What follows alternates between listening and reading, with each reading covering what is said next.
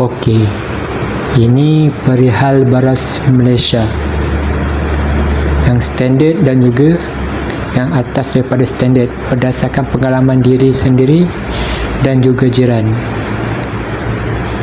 Beras yang dimasak ataupun dikukus cepat basi. Pagi masak, tapi bila dekat malam ataupun maghrib, bagian bawah tu dah mula berlendir dan berbau.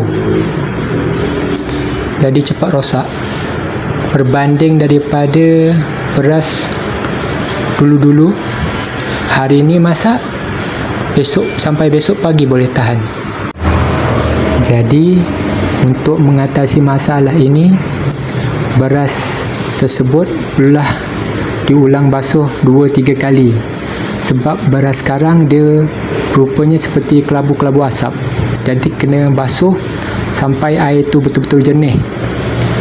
Ataupun untuk mengatasi juga masalah ini, boleh masukkan pandan bagi untuk mereka yang duduk di kampung. Bagi orang di bandar, mungkin boleh lewatkan sedikit memasak nasi. Ataupun bila dah masak, kalau masak awal, bila masuk waktu petang seperti asar sebelum maghrib, bolehlah letakkan dalam peti ais sebentar. Kalau nak makan, baru panaskan semula.